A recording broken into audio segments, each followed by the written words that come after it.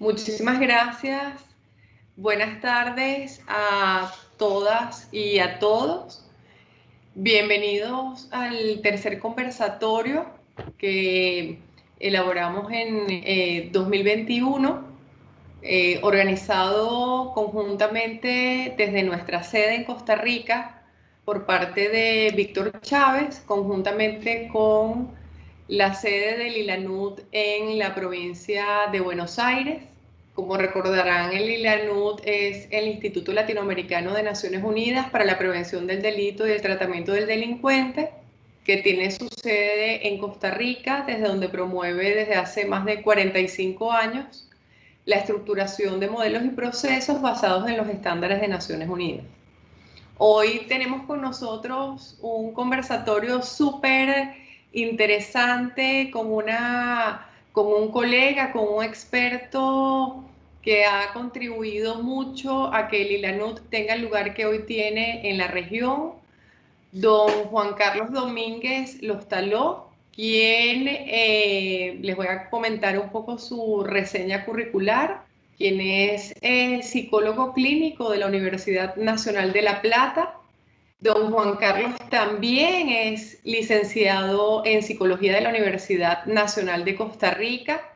Es experto asociado del ILANUD desde hace 43 años, prácticamente desde sus inicios en el ILANUD. Es consultor de UNICEF y del PNUD. Ha sido consultor para diferentes organizaciones gubernamentales y no gubernamentales en su país de origen, Argentina, y en la región. Es profesor titular de la Cátedra de Psicología Forense de la Facultad de Psicología de la Universidad de La Plata, Nacional de La Plata.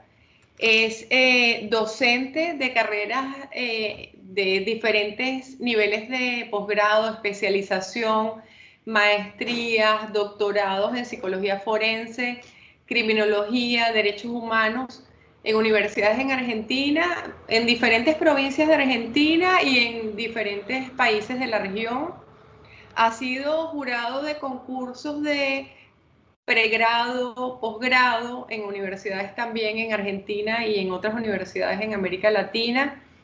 Es investigador categorizado de la Universidad Nacional de La Plata. Es director del programa de investigación, formación y asistencia técnica en alternativas de control social, mejor conocido como PIFATAX.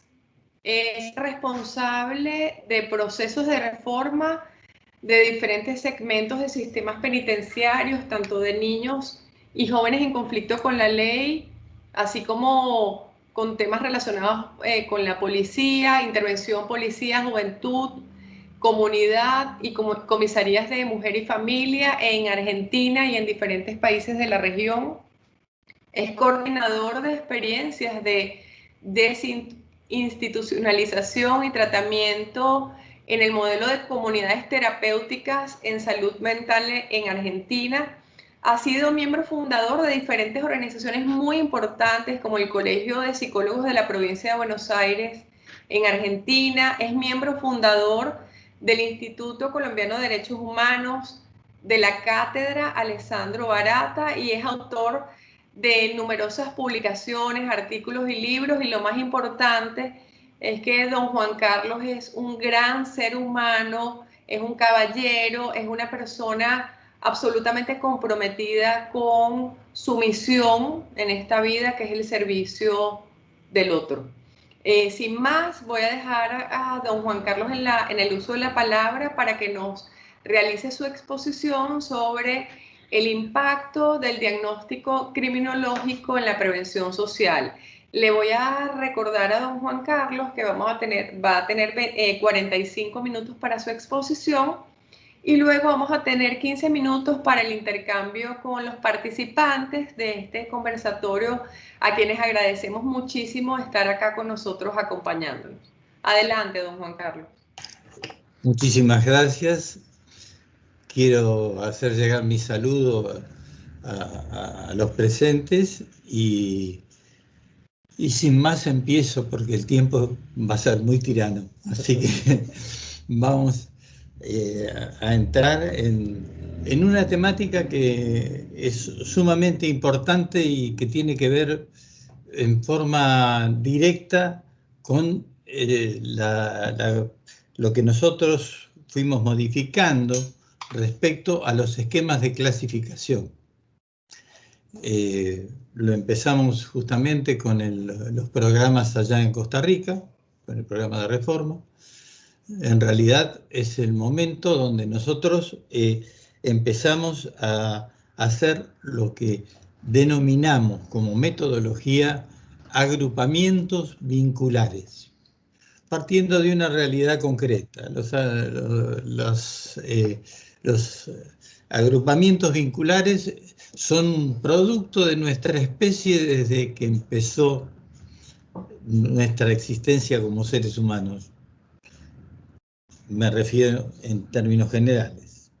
O sea que la grupalidad marca nuestros nacimientos y nuestros desarrollos.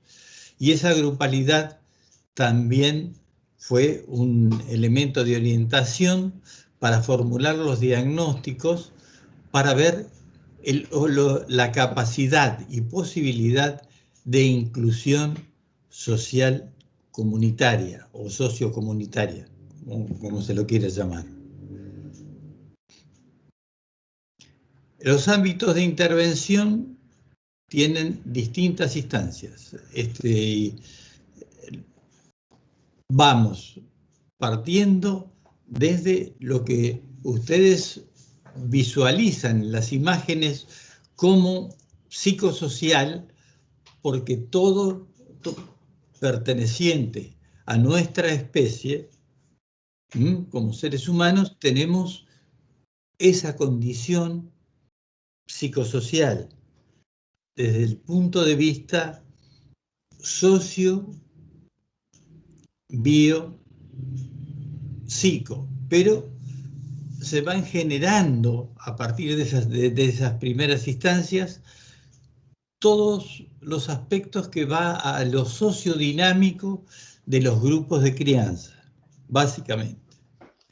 O sea, que viene con nosotros en un desarrollo que va creando instituciones,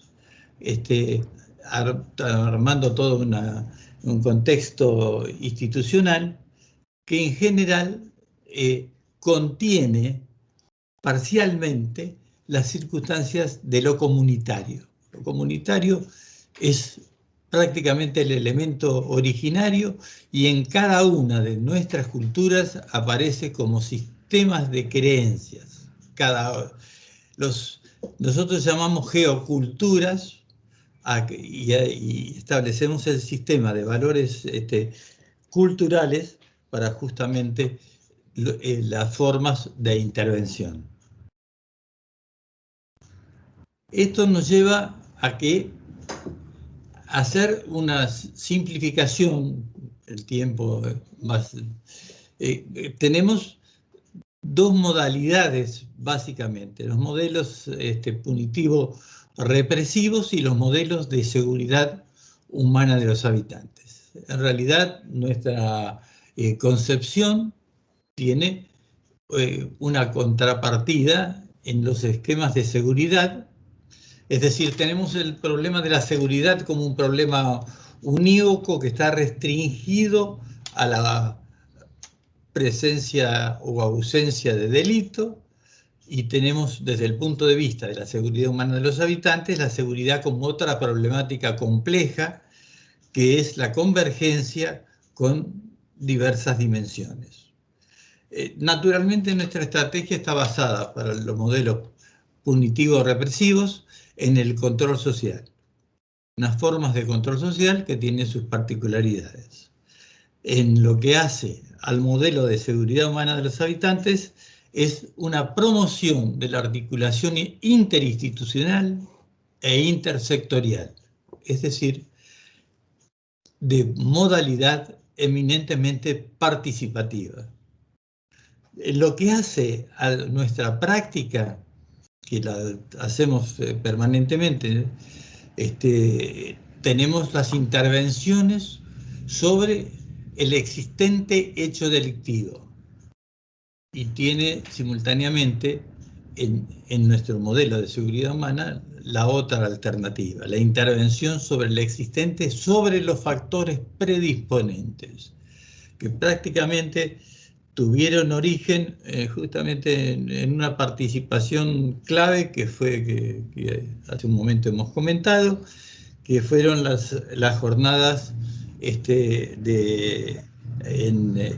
Venezuela de Naciones Unidas respecto a estas temáticas y que determinaron en un relato de el doctor Mallorca y la inspiración de la doctora Lola Anillar de Castro sobre la imputabilidad social y como un elemento clave que produjo modificaciones también de los esquemas diagnósticos porque nos obligó a que en cada momento de lo que llamábamos diagnóstico, recordando que diagnóstico significa a través de la gnosis, o sea, a través del conocimiento, y bueno, y esto nos llevó a estudiar en cada una de las geoculturas lo que llamamos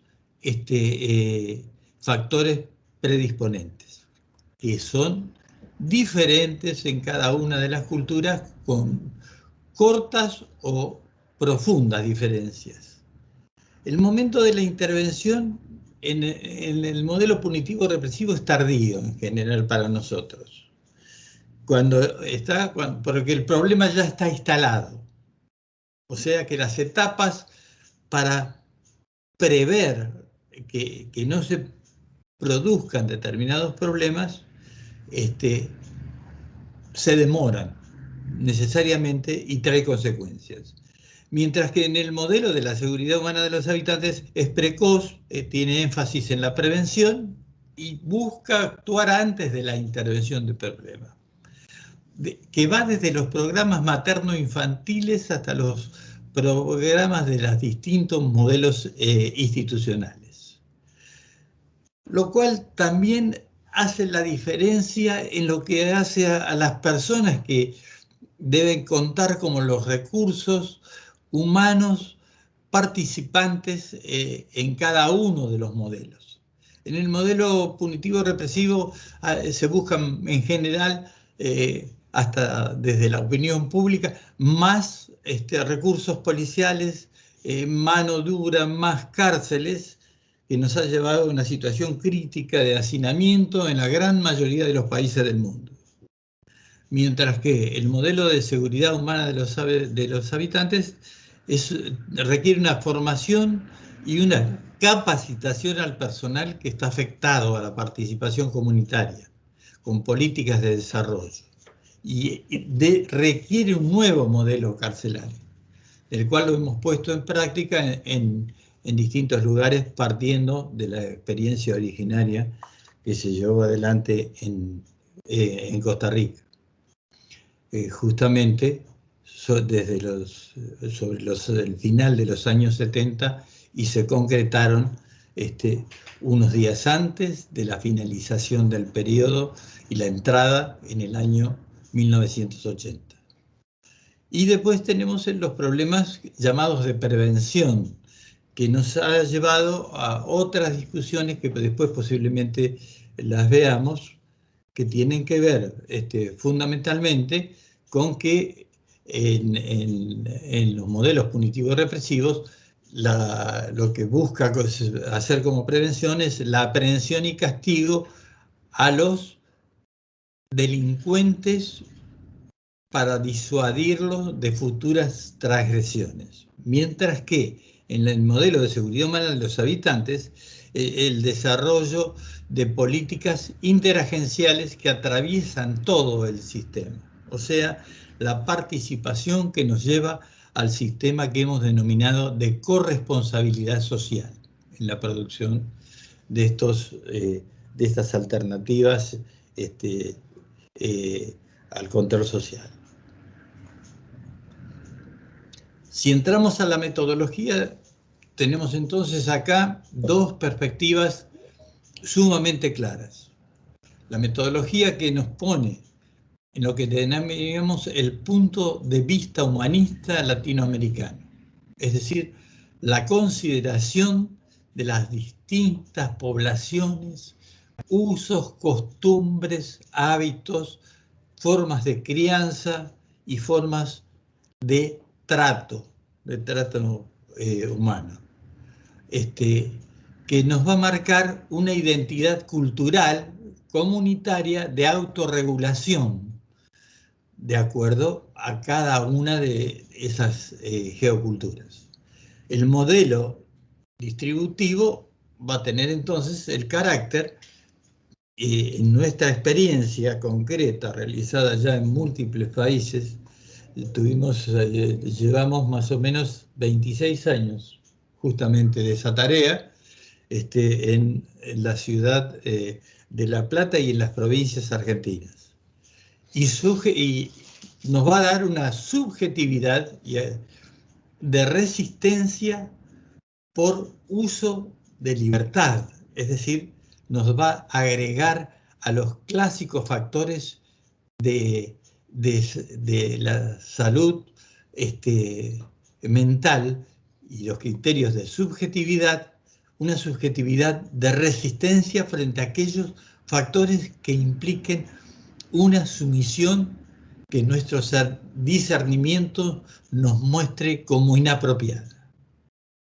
Oponiéndonos, pero por un sistema de haber elegido esta modalidad, al punto de vista naturalista y neoliberal. El punto de naturalista es lo que se ha dado en llamar el positivismo y una concepción distinta del análisis de la condición humana de los habitantes.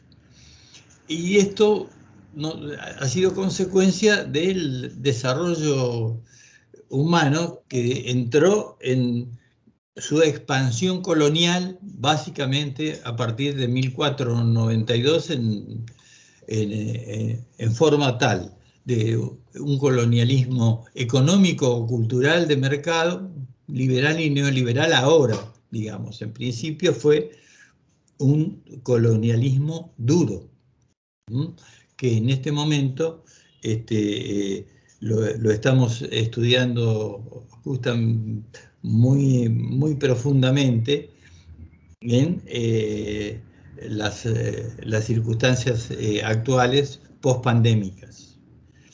Y un modelo individualista acumulativo, es decir, el desarrollo de la acumulación de presuntos valores que toman distintas características de acuerdo a los lugares y produjeron realmente múltiples conflictos. Esa subjetividad de sumisión es por acatamiento pasivo, por un condicionamiento de características conductuales. Ese acatamiento pasivo hace que esa dualidad contradictoria en sí misma produzca grandes cantidades de distintos conflictos.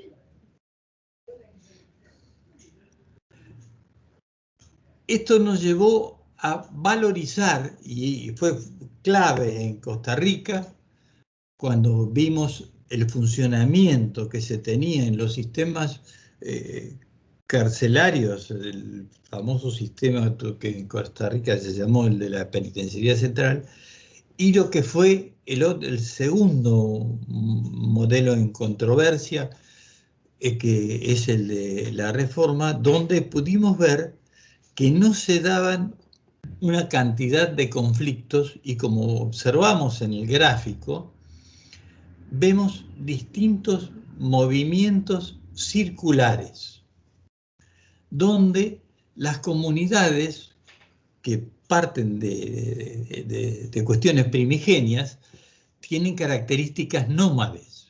En esas características nómades se fue transformando el sistema de las enormes migraciones que fueron condicionando las distintas geoculturas.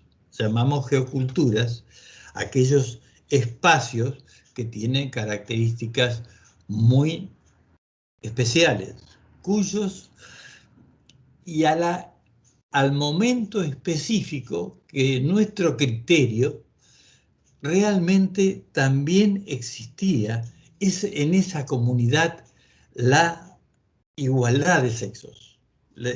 Los jefes de las hordas primitivas podían ser de cualquiera de los sexos y nos podían dar dos cosas: integración y seguridad.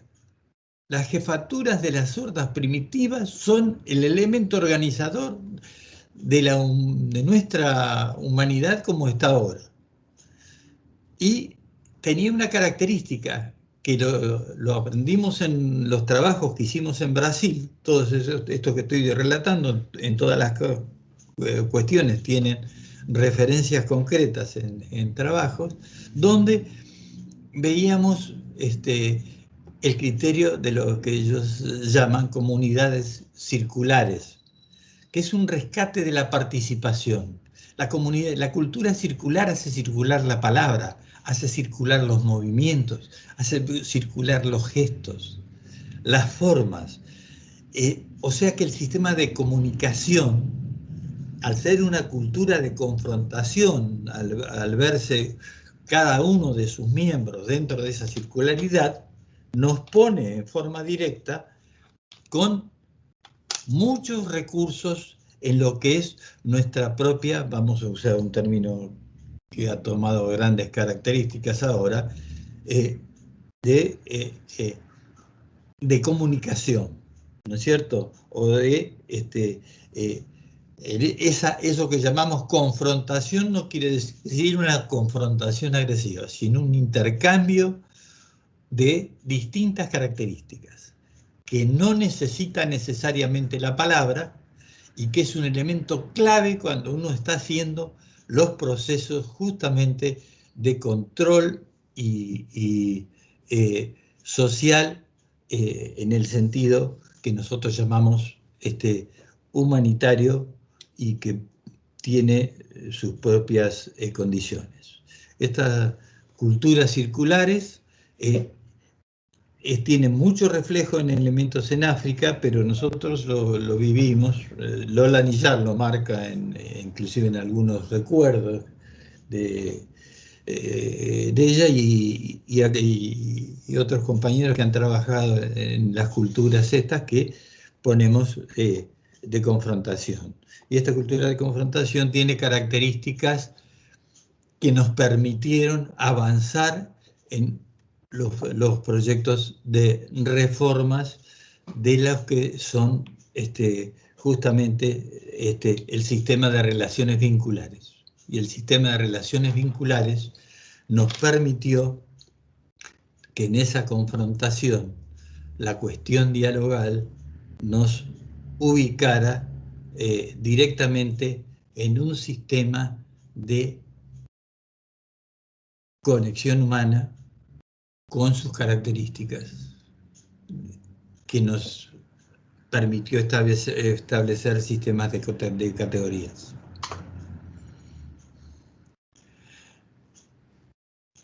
O sea que toda comunidad para nosotros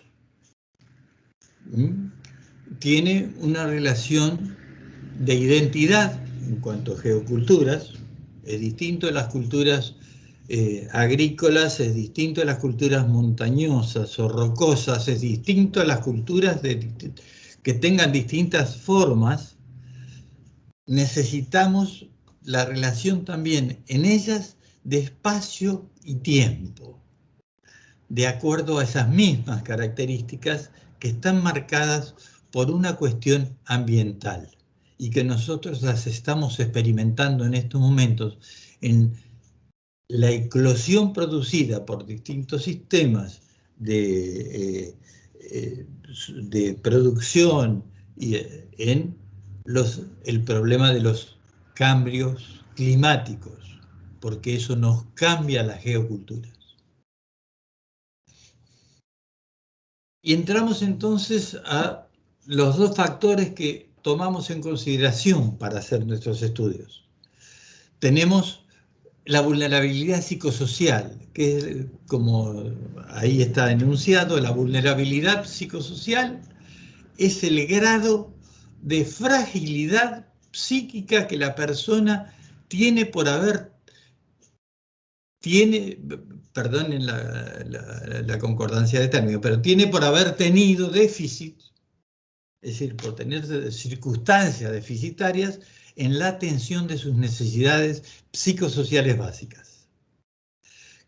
O sea, ¿cuáles son? Seguridad afectiva, contención económica, protección del otro o de los otros, educación, y no la educación libre, sino el tiempo de dedicación a la relación humana, como así también los elementos fundamentales que componen la comida, el agua potable, que son factores que en este momento son factores en crisis, que nos lleva a la cuestión de los cambios climáticos, y lo estamos viendo en todos los continentes, y de hecho estamos en este momento en el trabajo que se está haciendo en Glasgow, en Escocia, y que tiene también el análisis de la cuestión alimentaria, de las necesidades alimentarias, del agua potable, del trabajo y la salud.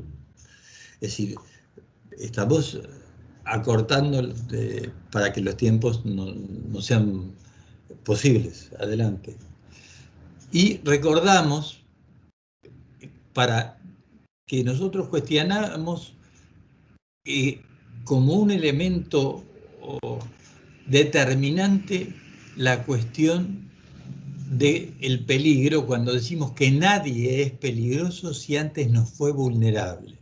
Estas categorías nos permitieron hacer la planificación que nos llevó a poder determinar estrategias de reducción de la vulnerabilidad como elemento susceptible de que no se alcancen situaciones de riesgo y situaciones que después en algún momento puedan transformarse circunstancialmente en peligros. Ninguna persona es peligrosa en forma permanente y por todos los tiempos. De por sí, el tiempo y el espacio nos marcan, y las geoculturas también, pero sobre todo el relacionamiento de lo que llamamos la circularidad en las culturas, la circularidad en la palabra, la circularidad en los movimientos, la circularidad justamente en nuestras condiciones. Adelante. Y esto nos lleva al tratamiento de esto. Para nosotros poder hacer un sistema de control social adecuado, que no nos produzcan los factores temidos de saturación, fractura, desborde institucional, que nos lleva a la inhibición de la participación, es decir, no se puede hablar, no se puede disentir, a los sistemas penales como un regulador insuficiente por la cantidad de conflictos que esto determina, y a la falta o deficiencia en la formación profesional. O sea que empiezan las relaciones corporativas de grupos e instituciones, no solamente entre las personas que ejercen el control social, sino también entre los mismos grupos de distintas migraciones que confluyen en una convergencia sobre el compartir espacios comunes, aún los espacios carcelarios o de cualquier otra institución que se cierre. Y esto nos lleva a que haya grupos, que son los grupos justamente que tratan de establecer un control social, a un agotamiento, al burnout, que hace que nuestra destrucción del hábitat, una corrupción y burocratización que ya prácticamente nos lleva a una alta fragmentación, a violencia intrafamiliar, intracomunitaria, y la alta fragmentación con la desmovilización social, que nos lleva a problemas que en cada momento histórico nos marcan las categorías de delitos en extrema gravedad. Vamos a hacer prácticamente referencia a todo lo que es la trata de personas, sean de niños, sean de personas del sexo femenino o trans. Realmente es una circunstancia donde nos lleva a que un sistema que no ha podido ser contenido en esa comunidad, tenemos que favorecer su integración a través de los sistemas asistenciales, que tienen que ver justamente con los que son los temas de anomia aguda, estigmación, discriminación, fragmentación vincular, es decir, todo aquello que perjudica la vulnerabilidad y nos da las posibilidades de diagnóstico para trabajar sobre determinadas condiciones, que son, para que no se produzca la implosión, o sea, la condición de vida, a través de la aparición como fenómenos de los que registramos como accidentes en la salud o como enfermedades, cuyo término es justamente, enfermedad significa infirme en latín, y esto significa justamente esa implosiones, la aparición de enfermedades o la explosión como brotes o únicas alternativas de canalización de los conflictos, cuando en realidad realmente han sido producidos por la vulnerabilidad que produce la carencia de recursos, que deja entonces a un grupo muy especial de personas a ser frágiles para ser reclutados por el crimen organizado y utilizados como mercado de consumo. Esto nos produce la caída de las redes de control de la comunidad, y nos produce también un nivel de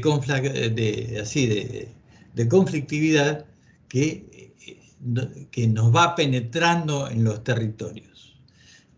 Es obvio los lugares que estoy citando, pero por ejemplo, la presentación en el narcotráfico en determinados países va ocupando lugares, y otros sistemas de necesidades, lo mismo la trata de personas en las cuestiones de trabajo, etcétera, etcétera, nos van haciendo entrar en los periodos críticos de este momento. Por lo tanto, es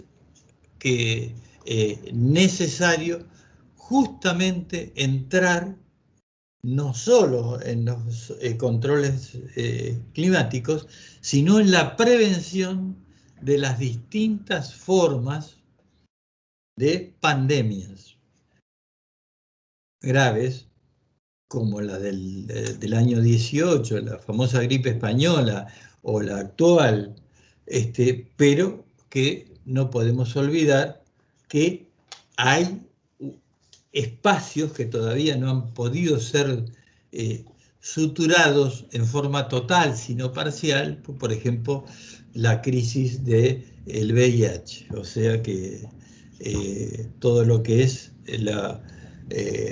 la pérdida de nuestras defensas reales, porque las buenas condiciones nos van generando ese tipo de defensas.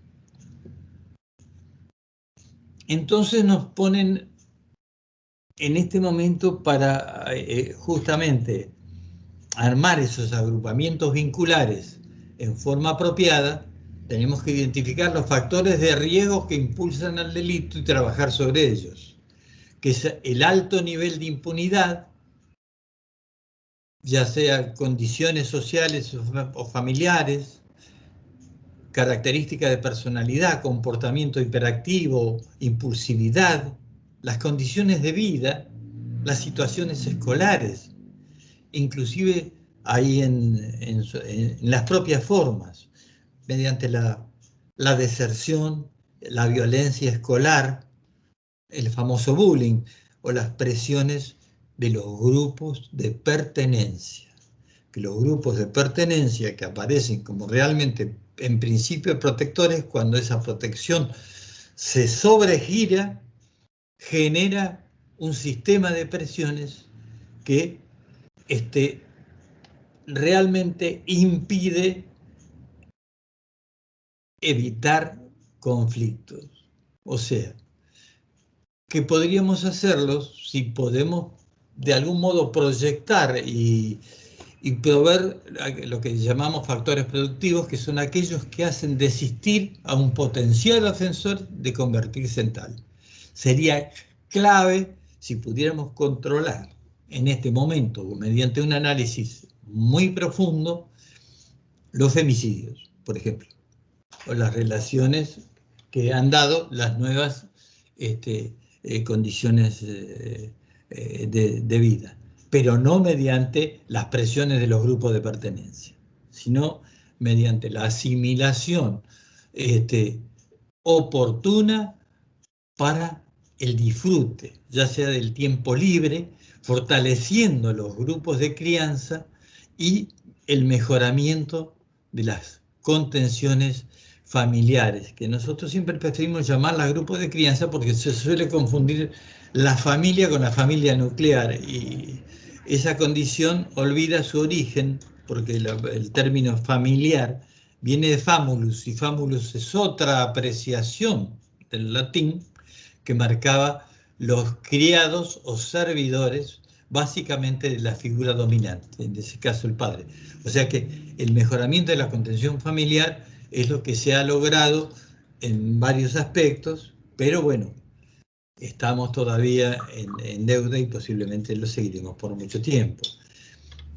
La buena inserción escolar participativa básicamente favoreciendo las culturas escolares de las modalidades circulares que se tiene, por ejemplo, en los kindergarten, en los jardines de infantes, donde la cultura se aprende no desde un proveedor indiscutible, sino que permite que se integren los distintos niños. Pero nosotros tenemos enseñanzas primarias que después ponen determinadas reglas que no son advertidas, que nos pasan en cuestiones aún más elementales como el control de esfínteres, el poder caminar, el poder hablar correctamente, es decir, tenemos que luchar mucho contra la reducción de la deserción escolar,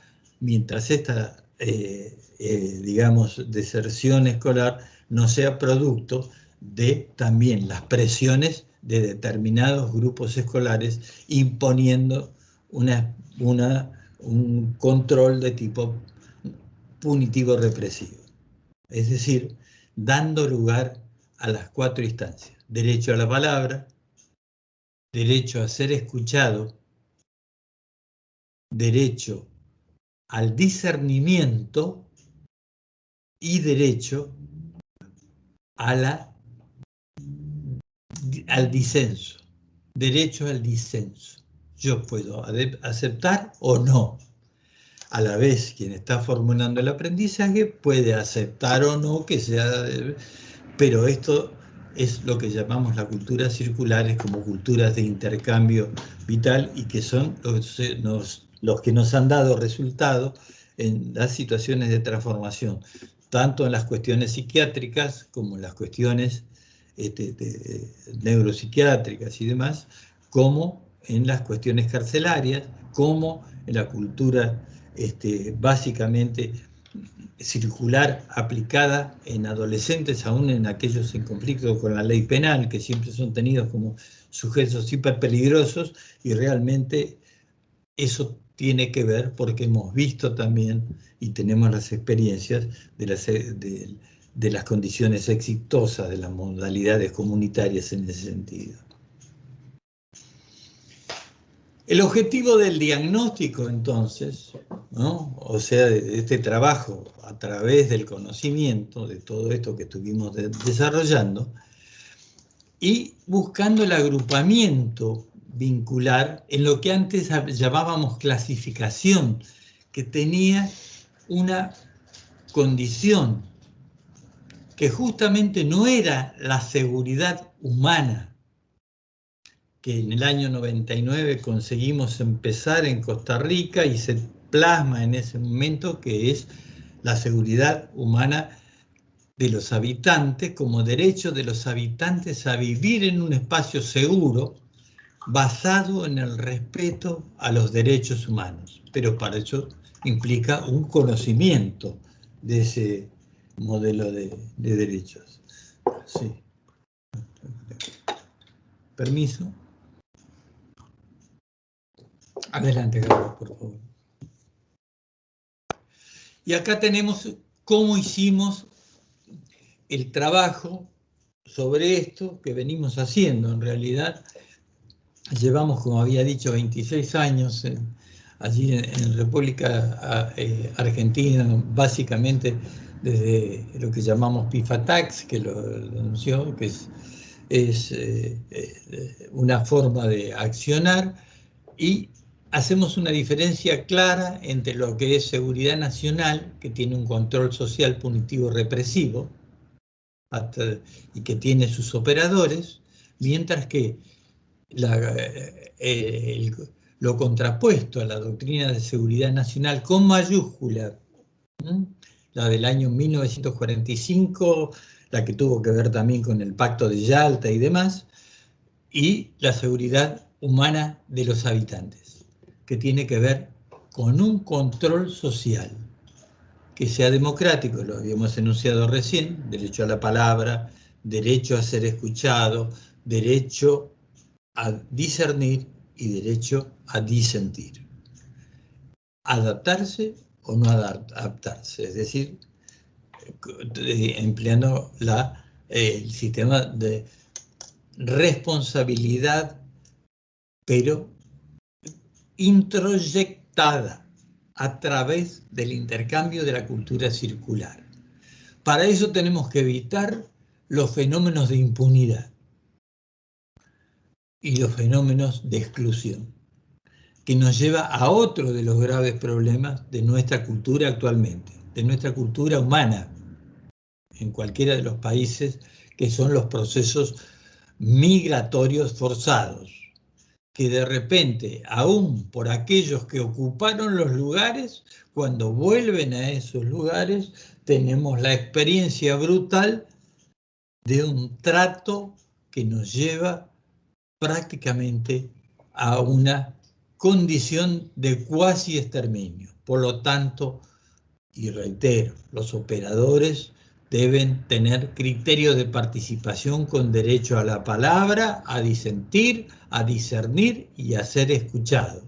A eso le llamamos participación democrática, y le debemos parte de ello a ese gran criminólogo que fue Jiménez de Azúa, quien tuvo sus épocas de oro por los encuentros de la clínica criminológica allí por el año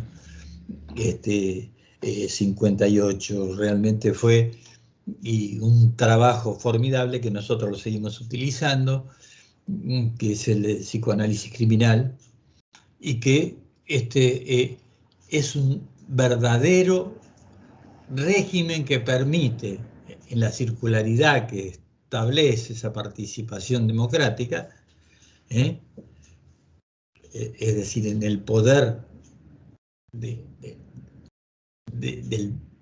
la población, establecer la corresponsabilidad de aquellos derechos que se le dieron satisfacción a las personas que componen esa geocultura o no, y cómo se produjo la inclusión, porque la inclusión se produce por una cuestión de conocimiento, De lo contrario, se vuelven a reiterar las conductas, pero le echamos la culpa a aquel que no recibió determinados derechos y al determinar características de exclusión, promovemos de nuevo el conflicto. Se trató de ver este sistema en búsqueda de esto que hemos llamado la inclusión sociocomunitaria, porque ha tomado dos formas de acuerdo a las modalidades productivas, aquella que establece una relación de dependencia mediante el clientelismo, el asistencialismo o el management social, y aquella que establece las redes cooperativas, comunitarias, institucionales para la organización de la comunidad. Esto lleva un tiempo, lleva justamente paciencia, tiempo de cogestión, donde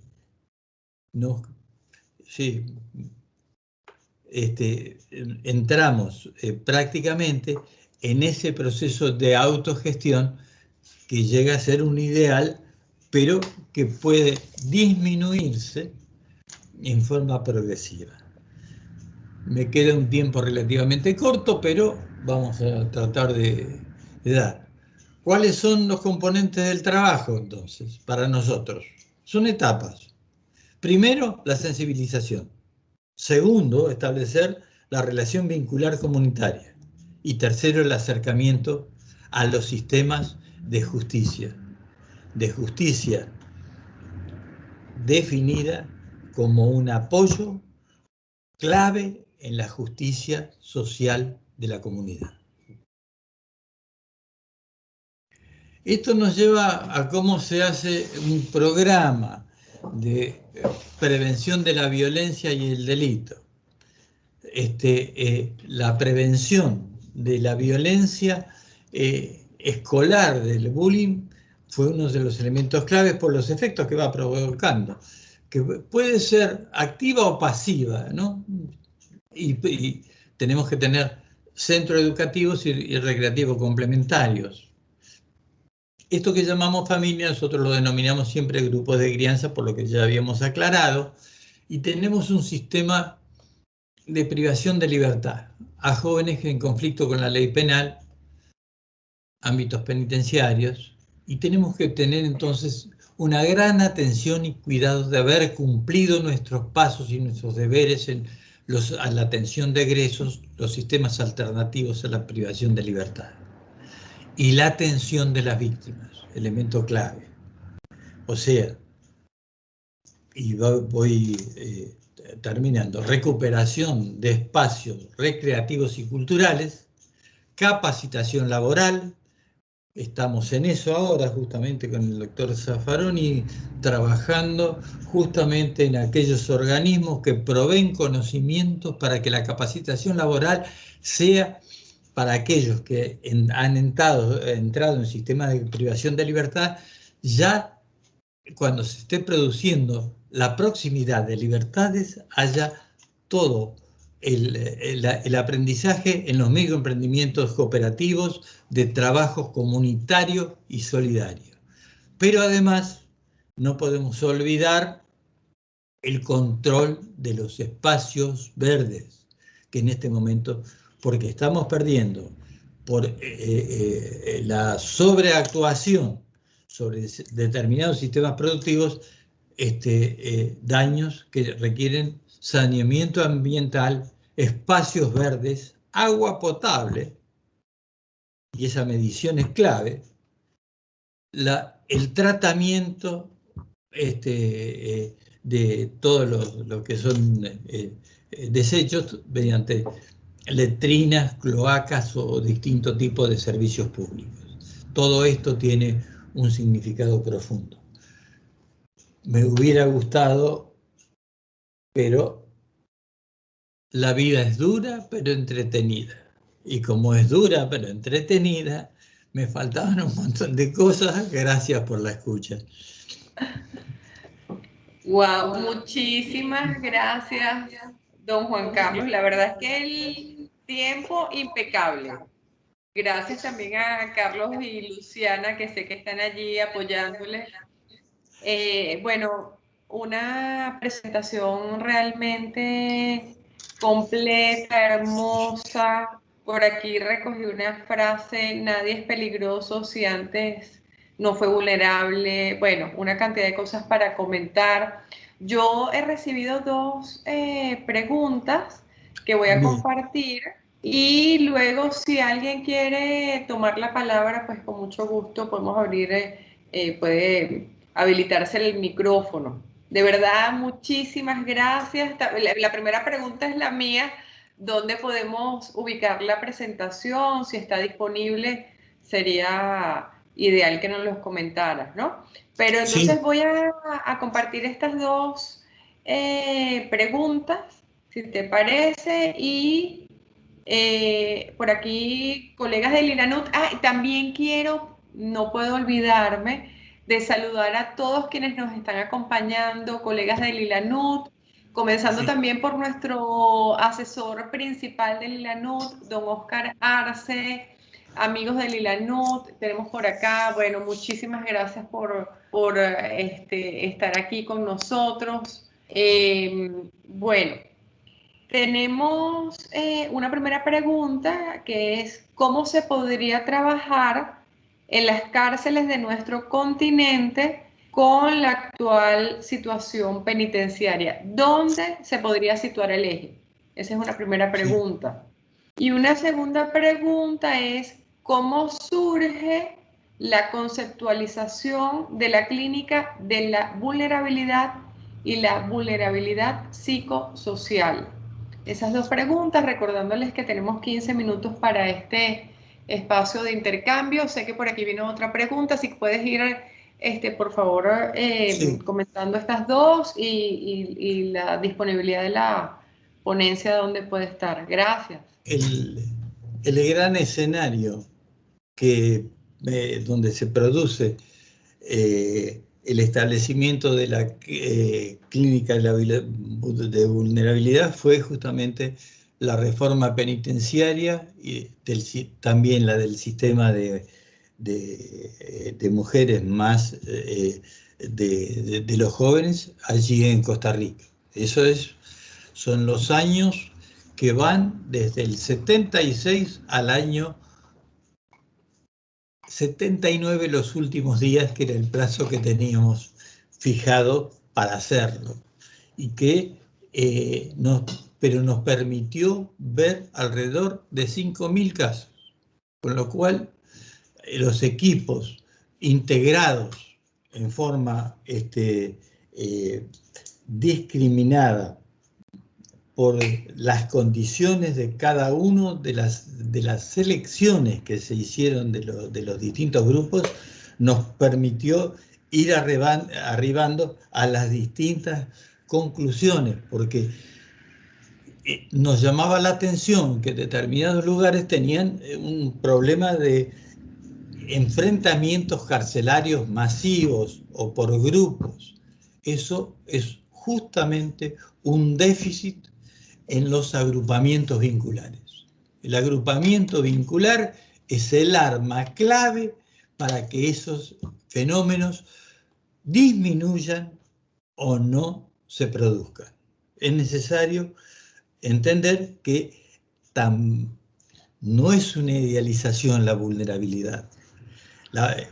Ahí se puede reducir sensiblemente de acuerdo a la calidad del trabajo que se establezca y al aprendizaje, porque si seguimos con los mismos sistemas que usábamos en la educación en los años 30 o antes, faltaría nomás el castigo, ¿no? Pegamos sobre las uñas, entramos con palos a todo y repartimos. Es decir, la verdad que no. Si entramos en esa, más bien lo que podríamos hacer es, qué sé yo, empezar a contratar esa serie de personajes que son llamados burlonamente patobicas, ¿no es cierto? Es decir, aquellos que consiguen masticando leche y haciendo su musculatura y no sirven para eso. Porque violencia llama violencia. Y acá estamos en otra. Es directamente en justamente ese respeto tan sencillo a las cuestiones humanas. Tenemos montones de ejemplos y tenemos bibliografía así que vamos a irla girando sobre estos temas. La clínica de la vulnerabilidad sale por acumulación. Tuvimos que hacer la comprobación salud.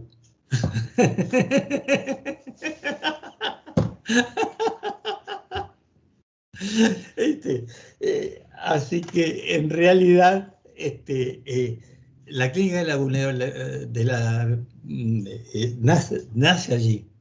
Cuando nos dimos cuenta que gracias a la creación famosa del sistema de diagnóstico y demás que se mantuvo durante bastante tiempo, nos permitió hacer casos sumamente calificados y comprobar los resultados, que son las dos etapas que he quedado, digamos, en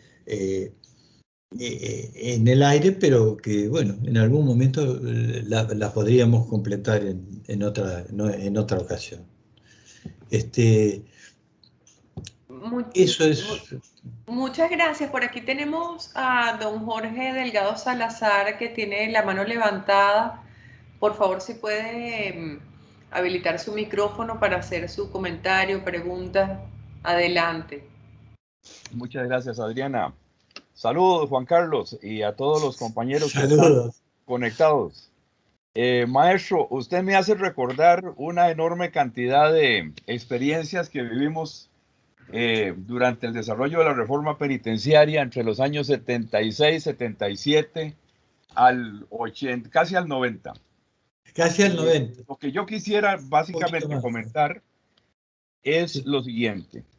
Justamente a partir de todo lo que fuimos aprendiendo con Juan Carlos y el equipo de trabajo que le acompañaba y bueno, que le acompañamos, fue que la única manera de reducir los niveles de violencia en los establecimientos carcelarios tenía que ver justamente con la forma de agrupar a las personas, a quién poníamos con quién, ¿verdad? Para crear esos equilibrios y crear ese contexto de convivencia que permitiera trabajar con las personas privadas de libertad y que a partir de allí se generaran las condiciones entonces para el desarrollo de diversos programas orientados, digamos, básicamente a todo lo que tiene que ver con restitución de derechos.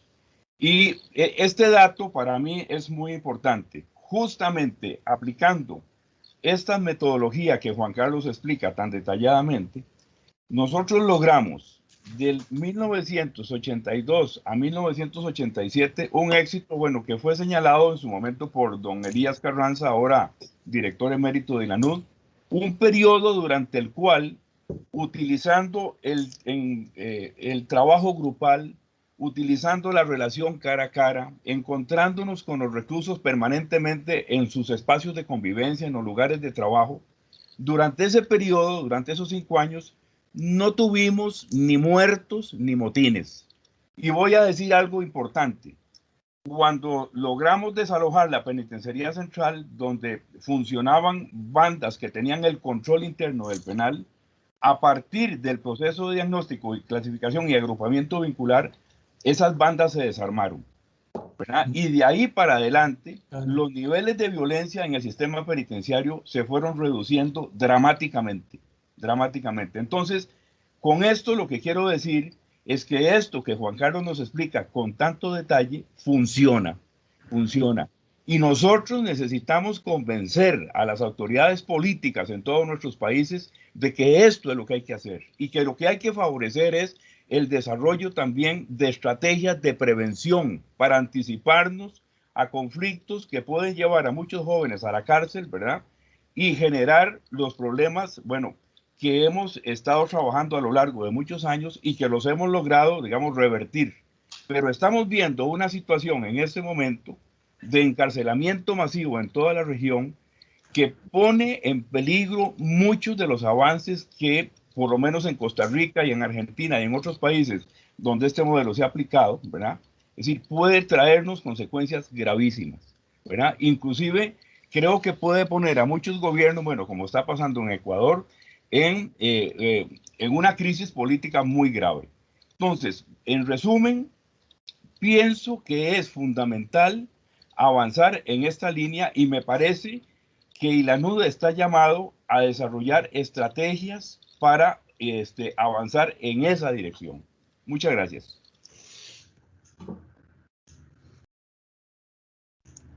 No le puedo decir que no a Jorge. Además, hemos compartido, igual con Alejandro, que también está ahí, lo estoy viendo, experiencias, montones, realmente sumamente deseables de poder repetirlas. Pero no conseguimos cambiar todo el sistema de formación para que se nutran en ese tipo de formas de trabajo. Pero además tenemos que pensar que no solo que hay demasiadas diferencias en las distintas geoculturas. O sea que en un mismo país puede haber varias geoculturas. No es lo mismo la cárcel de Limón que las cárceles sobre las zonas pobladas de San José, Alajuela o en Liberia. Es distinto. Y incluso, es decir, hay que estudiar hábitos, costumbres, formas de comunicación, símbolos, rituales y desarmar cuando vemos que algunos de los agrupamientos vinculares se van transformando en sectas. Porque si no volvemos a los hijos del diablo, si no volvemos a todas las características que debió padecer Colombia, si no volvemos a focos de corrupción, es decir, en realidad los sistemas de aprendizaje tuvieron algunos momentos que justamente con Alejandro hemos compartido en el sistema penitenciario federal, que añoro la forma en que fuimos trabajando allí, pero bueno, se hace lo que se puede. Muchas gracias.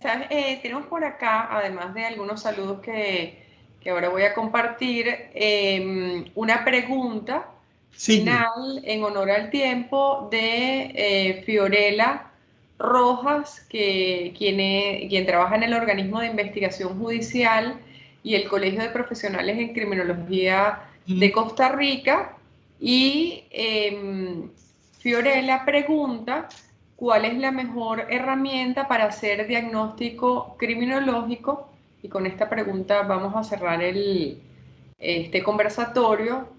Nosotros usamos dos elementos.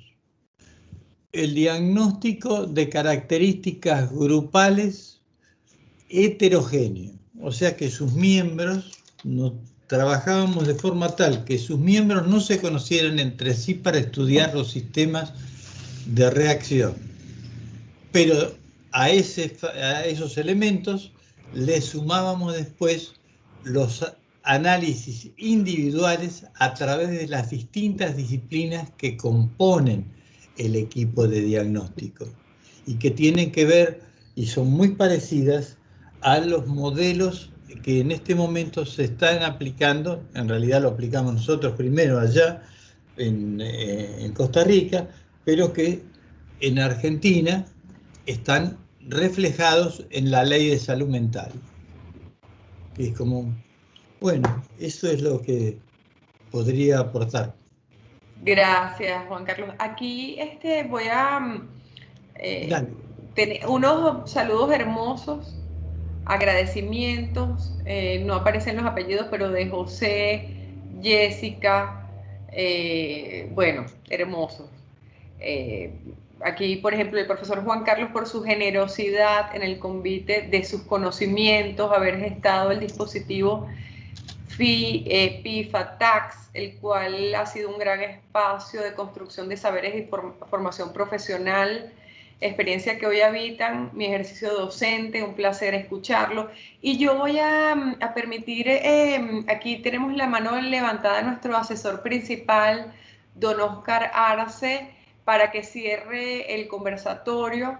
Adelante, don Oscar, y agradecerles a todos. La verdad es que ha sido un privilegio y un placer para mí acompañarles. Adelante.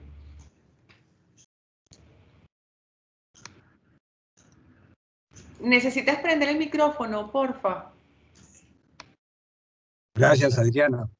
Muy breve.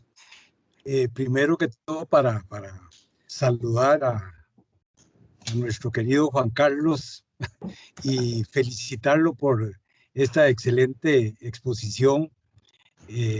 Realmente es una contribución muy importante y por lo menos en materia de prevención uno se da cuenta que en toda la región hay un importante esfuerzo en el desarrollo de modelos de este tipo como el que estás exponiendo, Juan Carlos, muy importante para avanzar en lo que ha planteado durante muchos años y que también nuestro querido Elías Carranza ha predicado por toda la región en el sentido de que, bueno, deben existir sistemas de justicia penal que funcionen porque son necesarios, pero que a la par de eso, los países de nuestra región y en general del mundo deben avanzar también en abordar las causas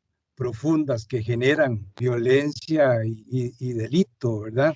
Y creo que el modelo que expones da una respuesta muy directa a eso, con mucha claridad, con mucha técnica, y por eso me atrevo a señalar algo que por supuesto en vos, Juan Carlos, no está de más decirlo, ¿verdad? De que es una excelente contribución, porque efectivamente, como señalaba Jorgito, bueno, nosotros aquí desde el ILANUD, y sé que Jorge también está trabajando en eso y otras personas en la región, avanzando hacia un modelo que impulse la prevención social del delito, la prevención, la seguridad humana, ¿verdad? Porque efectivamente hemos trabajado muchísimo, y eso hay que hacerlo, ¿verdad? Hemos trabajado muchísimo en el modelo represivo, ¿verdad? Hay que hacer ese trabajo, alguien lo tiene que hacer lo necesario para eso, pero con la misma intensidad tenemos que profundizar en avanzar en esa otra parte de dar una respuesta a lo que, repito, Naciones Unidas denomina como las causas profundas que generan violencia y delito, y desde luego eso tiene mucho que ver desde la política social de muchos de los elementos que están ahí incluidos en tu modelo. Así que un saludo para todos los colegas del ILANUD, todos los que están presentes, y por supuesto para Carlos y Luciana también. A don Alejandro también, mucho gusto. Gracias. Te dejo, Adriana. Un abrazo grande. Y por supuesto para Adriana, un cariñoso saludo que hace rato no lo vemos. Ya nos veremos pronto. No sé si, bueno, de esta manera damos por finalizado este conversatorio. Agradecerles a todas y a todos. Juan Carlos, si quieres decir algo de cierre. Tendría que decir algo muy, muy sensible. Los quiero mucho. Es así. Abrazos Es a todos. Gracias. Igual. Hasta luego. Muchas gracias y hasta la próxima.